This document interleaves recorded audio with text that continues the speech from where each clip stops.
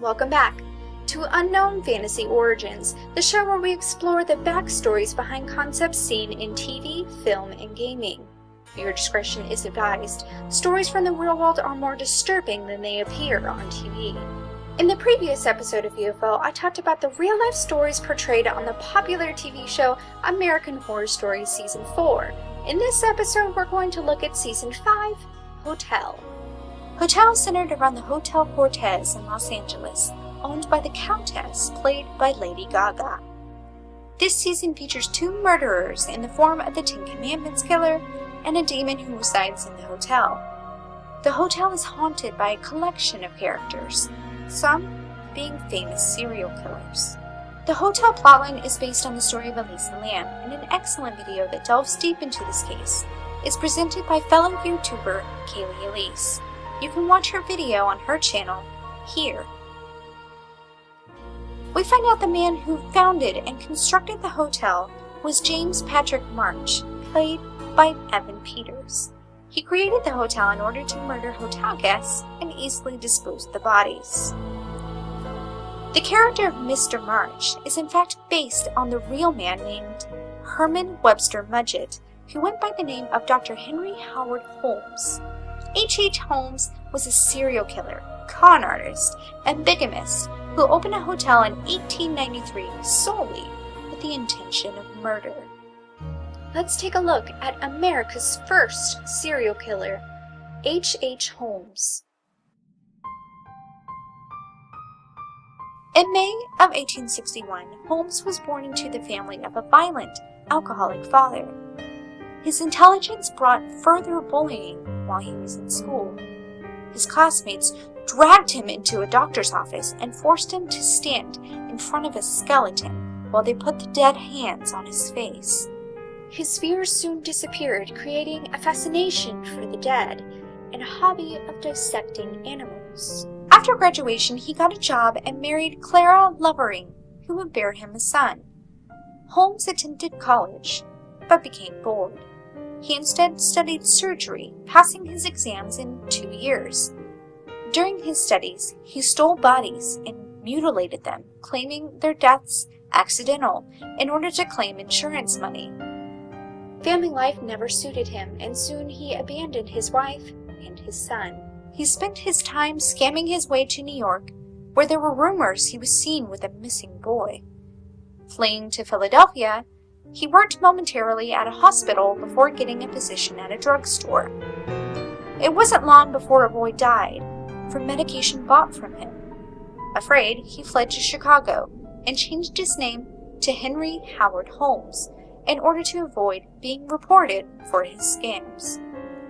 He married Myrta Belknap in January 1887 in Illinois. Since he was still married to Clara, a few weeks after they married, he sent Clara divorce papers that were never finalized. Myrta bore him a daughter, and he lived with his family while tending to business in Chicago. 7 years later, he would marry Georgiana Yoke in Colorado, despite still being married to Myrta and Clara. When Holmes first arrived in Chicago in 1886, he came across Elizabeth Holton's drugstore. Holton gave him a job and he worked hard. When Holton lost her husband, Holmes bought the drugstore by mortgaging fixtures and stock to be repaid over time. Holton suddenly disappeared under the pretext of moving to California to be with family. Holmes purchased an empty lot across the street where he began building a 3-story hotel so large it was called the Castle. In 1893, the World's Fair Hotel opened during the World's Columbian Exposition. The ground floor became the now-moved drugstore and shops, while the upper 2 floors were a maze of rooms with doors that opened to brick walls, strange angled halls, stairways to nowhere, and doors that could only be opened from the outside. In order to hide these secret constructs, he would hire and fire workers for poor work, so only he knew the ultimate design. This is where he met Benjamin Peitzel, who was a criminal carpenter and his right-hand man. His employees were required to take out life insurance policies that Holmes would pay for, but also be the beneficiary of. His female employees, lovers, and hotel guests became the subjects of his kills. Some were locked in soundproof rooms lined with gas lines to suffocate them, others to the hanging chamber on the second floor, or even a bank vault he would keep near his office where they would slowly die from the lack of air. One of the worst rooms could only be reached via a trapdoor in the ceiling, and would drop his victims in to die from hunger and thirst for days on end. He installed an alarm system that alerted him anytime someone moved about the hotel. He also installed a metal chute and a dummy elevator to transport the bodies to the basement in secret. The basement was where he would dissect, skin, and create skeleton models to sell to medical schools. He also had lime pits, furnaces, acid, poison, and stretching racks at his disposal. Because at medical school, he had no difficulties selling the skeletons and their organs. Ned Connor worked for Holmes at the pharmacy's jewelry counter. His wife, Julia Smythe, began sleeping with Holmes. When Ned found out, he quit his job and moved away. His wife and child remained behind, so Julia could continue sleeping with Holmes. She soon became pregnant and demanded they marry. Holmes agreed to marry her, but not to the baby. They planned an abortion for Christmas Eve, but Holmes instead overdosed her with chloroform and then killed her child. Saying that Julia went to Iowa for a wedding, Holmes began to set up her skeleton in a room on the second floor, later dubbed the Room of the Three Corpses. He hired Charles Chappell to take care of her arms for him under the name of Henry Gordon.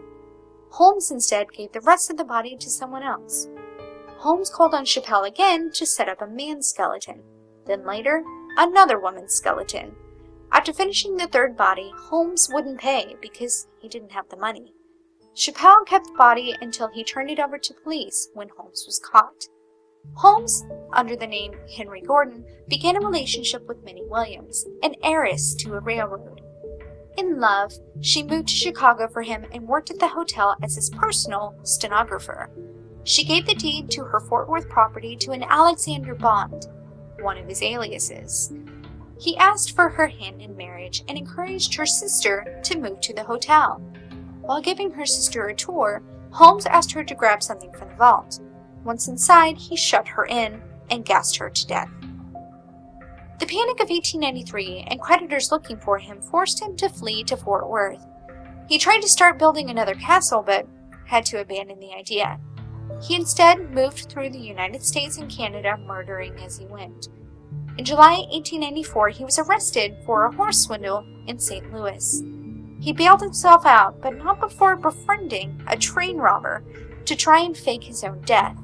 The plan failed when the insurance company became suspicious and refused to pay. He tried the plan again instead with Peitzel, so his wife could collect and split the earnings with Holmes and their attorney. Under the name B.F. Perry, an inventor to be killed in a lab accident, Holmes searched for a body to match. Instead, he used Peitzel himself by chloroforming him and setting his body on fire. It would turn out later that he chloroformed him after he set his body on fire to fake the suicide. The plan worked, and Holmes then convinced Peitzel's wife to let 3 of their children be in his custody. He took them on his travels while the wife followed along, unaware of what happened to her husband. Holmes's wife was unaware how close this other family was to his own. Holmes killed the 2 girls by locking them in a trunk, drilling a hole and filling it up with gas. He buried them naked in the basement of a rental house. Holmes removed one of the girls' feet because she had a club foot and was easily identified. The boy was killed using drugs purchased at a local pharmacy. He chopped up the body and burned it in the fireplace. 1894, his old cellmate decided to tip off the police since he didn't get any money from the insurance scam. Holmes was arrested in Boston with an outstanding warrant from Texas and was ready to flee the country. When interviewing hotel employees, they learned they were not allowed to clean on the second floor. That's where they found the secret rooms, the oven, and the vault showing evidence of Minnie's and her sister's murder. In the basement, they found human bones, a dissection table covered in blood, and a pile of bloody women's clothing. They soon found bodies in the lime pits. Holmes claimed the bodies inside came from a man who stole from a cemetery. 9 murders were confirmed, but it's estimated between 20 and 100 and even 200 murders based on missing people and testimonies. When they found the 3 children at the rental house, his fate was sealed. Holmes went to trial for murdering Peitzel and was found guilty, sentenced to death. Holmes confessed to multiple newspapers for money, contradicting himself many times. May 7, 1896, Holmes was hung at Moyamensing Prison for Peitzel's murder. During this time in prison, he showed very little signs of fear or depression. He did request that his coffin be buried in cement 10 feet deep, so as to not be dissected by grave robbers. When Holmes was hung, his neck did not break. It took 20 minutes for him to finally die. The hotel was gutted by fire in 1895 by 2 unknown men trying to destroy evidence. Some believed it was to prevent the castle from becoming a tourist attraction. The building survived until it was finally torn down in 1938. There is currently a post office sitting in its place now. So what is it about Holmes that made him able to trick so many people? Do you think Holmes was able to find someone to set his hotel on fire to destroy evidence? Can you believe that someone could be capable of committing such horrific acts and yet lead a normal life? Whether you believe or not is up to you. Whether you've learned something today is up to me. Please stay tuned for the next episode of Unknown Fantasy Origins. My name is Christy A. Bell, and this was American Horror Stories Season 5. Just remember, goddesses don't speak in whispers, they scream. Don't forget to check out American Horror Stories Season 6 this Wednesday, September 14th on FX.